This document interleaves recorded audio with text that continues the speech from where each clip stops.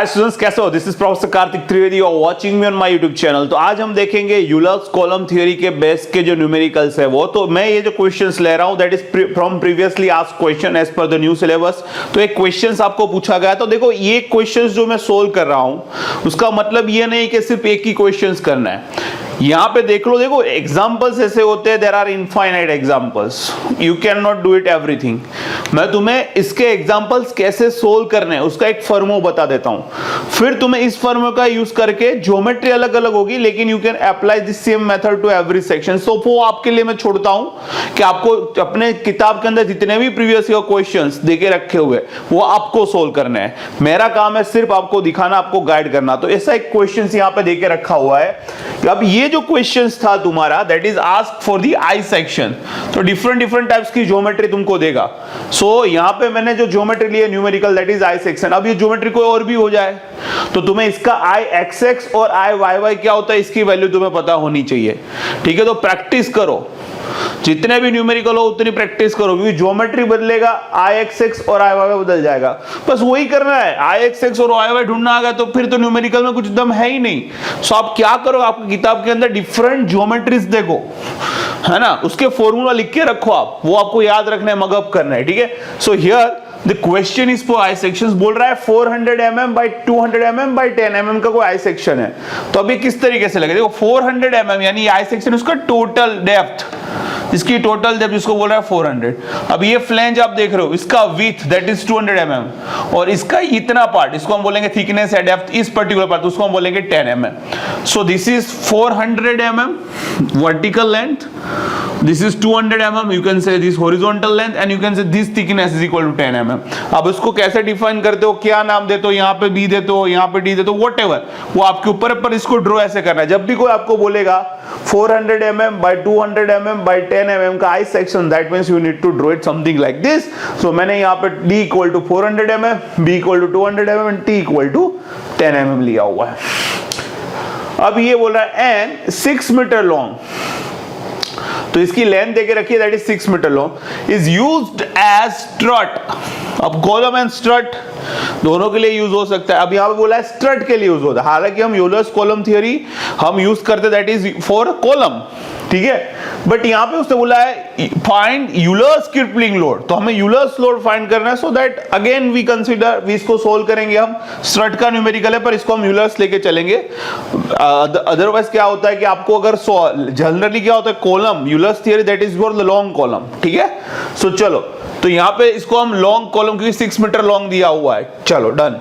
Find Euler's crippling load, take young modulus for material, young modulus for material, that means the value of here E is given, young modulus देके रखा कितना देके रखा है 200 kilo Newton पर mm square, यानी kilo Newton को हमें न्यूटन में कन्वर्ट करना होगा, बाकी सारी वैल्यू mm में है। तो अब कैसे सोल्व करेंगे, तो हमारे पास जो इक्वेशंस होता है this is the right method. So we have to find the critical load. ठीक है, तो क्रिटिकल लोड क्या होता है पाई स्क्वायर, वो तो पाई की वैल्यू सब जानते हैं 3.14।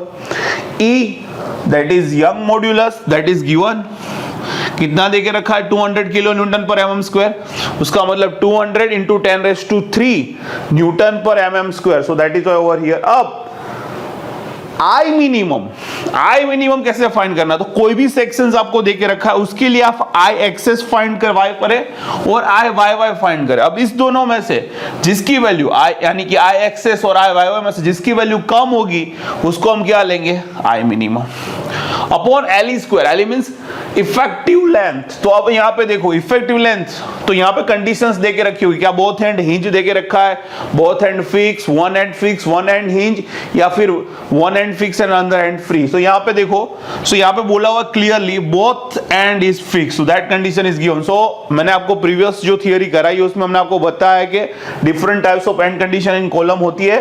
तो अगर बोथ एंड फिक्स होता है तो we know that effective length होता है L/2 यानी एक्चुअल लेंथ बाय 2। तो यहां पे कितना लॉन्ग दिया हुआ है, स्ट्रट हमें 6 मीटर लॉन्ग दिया हुआ है, तो 6 मीटर यानी सारी वैल्यू हमें में, तो I will convert into mm। तो 6 into 1000 that is 6000 mm divided bye 2, तो ये हो जाएगा 3000 mm। सो यहां पे 3000 mm लिखा। अब ओनली थिंग जो हम नहीं जानते वो क्या है आई मिनिमम। तो वो क्वेश्चंस हमें सोल्व करना है। तो यही है, कोई भी आप यूलर्स का थियरी लिख लो, अगर आपको आई मिनिमम यानी उसका उस कोई भी सेक्शंस का आई एक्सेस और आई वाई फाइंड करना आ गया तो then it is just like a cake walk for you. फिर इसके न्यूमेरिकल में कुछ भी आपको टेंशन करने की, तो मैं इसीलिए बोलता हूं आप प्रैक्टिस करो। यहां पे आई सेक्शंस है, कोई और सेक्शन लो। सर्कुलर सेक्शंस के लिए क्या होता है, रेक्टेंगुलर सेक्शंस के लिए क्या होता है ना, वो आप प्रैक्टिस करो। बाकी तो यही मेथड रहेगी। कोई भी ज्योमेट्री होगी, आई एक्सेस आई वाई ढूंढना होगा, उसमें से जो मिनिमम होगा वो आई मिनिमम हो जाएगा, ई देके रखा होगा, इफेक्टिव लेंथ के लिए कंडीशंस देके रखी होगी, उसके हिसाब से आपको एल मिल जाएगा। So that's it. तो अब इसको फॉर्मूला को लिखना है तो लिख दे रहा। अब ये आई सेक्शन और सिमेट्रिक एक्सिस, इसके लिए होता है B D cube by 12 minus B minus T into D cube by 12। अब बी यहाँ पे कितना है 200, टी यानी total depth 400 minus B 200 minus T that is 1000 का क्यूब अपॉन डी। डी यानी ये स्मॉल डी मींस इसको और इसको सब्सट्रैक्ट करके टोटल लेंथ में से टोटल कितना है 400 माइनस क्या हो जाएगा दिस एंड दिस, तो इतना डी मिल जाएगा। So minus 20 raise to cube divided by 12। So यहां से हमें मिलेगा 200 into 10 raise to 6 mm raise to 4। तो कहीं पे भी कैलकुलेशन में मिस्टेक हो आप एक बार वेरीफाई कर लीजिएगा। आई वाई वाई तो ये होता है 2 into thickness into B cube upon 12 plus D into T cube by 12। अब 2 into thickness 10, B 200 mm divided by 12 plus D, तो मैंने अगेन बोला ये पूरा 400 है, उसमें से ये 10 और ये 10 सब्सट्रैक्ट कर दीजिए, क्या हो जाएगा minus 20 into T cube that is 10 cube divided by 12, तो ये आ जाएगा 13.36 into 10 raise to 6 mm raise to 4। अब आई एक्सेस हमारा इतना है और आई वाई वाई हमारा इतना, ये 200 इंटू 10 रेज़ टू 6 और ये 13 point something into 10 raise to 6। I Y Y हमारा क्या हो गया आई मिनिमम। तो यहीं आई मिनिमम की जगह पे हम क्या लिखेंगे आई वाई वाई की value. That's it, just put the value and get the answer. So this is how you can get the answer. ये हो जाएगा हमारा न्यूटन।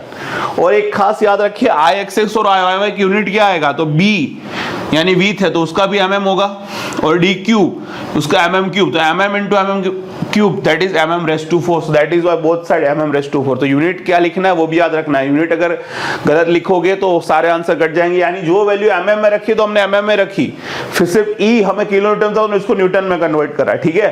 तो यहाँ पे जो भी आंसर आएगा वो तुम्हारा न्यूटन में आएगा। So this is how you can solve it. अब बाकी के सारे न्यूमेरिकल्स आप अपने हिसाब से आप सोल्व करिए। उम्मीद रखता हूँ आपको वीडियो समझ में आया होगा। इसको लाइक करें, शेयर करें, सब्सक्राइब करें। Have a nice day.